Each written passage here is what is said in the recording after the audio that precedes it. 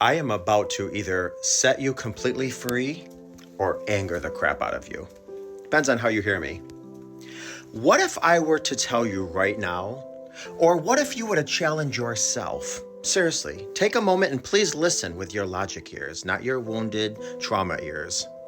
What if I were to challenge you right now to fully believe and accept, just oblige me, you are 100% responsible for where you are today and what you're feeling, what you're experiencing, and your mood.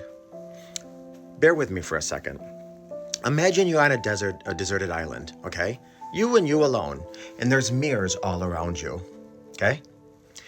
All you see is you, and your challenge is not to experience anger. That's it, period. If you experience anger, which you probably will, are you going to respond and react in anger? Or are you going to choose something different? Now, let me just tell you something. I completely get anger as a healthy and good emotion. If many people don't even consider it an emotion, but let's just call it an emotion for now. And I get you're probably sitting here saying, well, Mr. J, you just don't understand what he or she did to me. Got all that. But let me tell you something. If I were to tell you right now, immediately get into a good mood, immediately do whatever you need to do to get into a good mood, and I promise you I will give you a check for $10,000 and send you my private jet so you can have lunch in France, you would do whatever the crap you had to do to put a smile on your face and get into a good mood. You'd do some exercises, you would smile, you would splash your face with cold water, you'd think of something positive, you would reframe or rephrase the negativity that you're experiencing. Now, I get it. Anger is an emotion.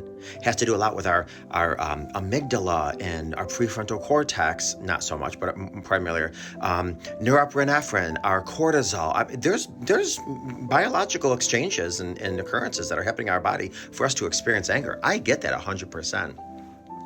But how we choose to respond and react to it is completely up to us.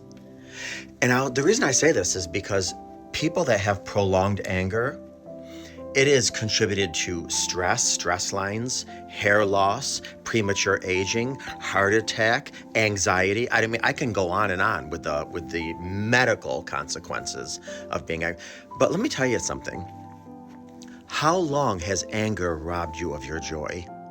And I get it. He or she did some things that are atrociously painful and profoundly hurtful, and they wounded you.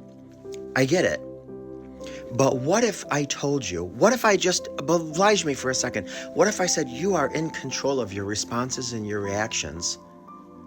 So if you're on a deserted island all by yourself, and the task was to just remain steady, focused, centered, whatever word we use nowadays,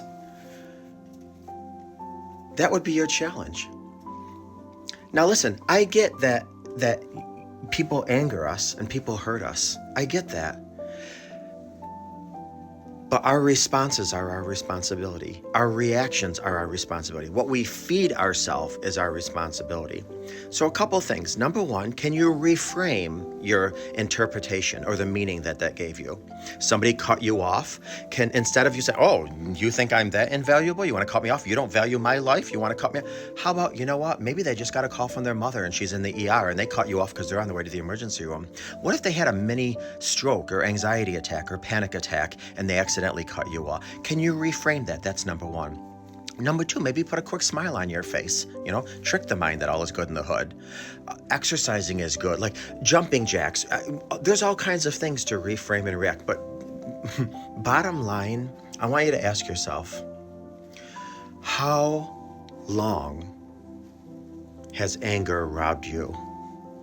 How much of your life has anger robbed you? I don't want you to be robbed anymore. So smile, no matter your circumstances.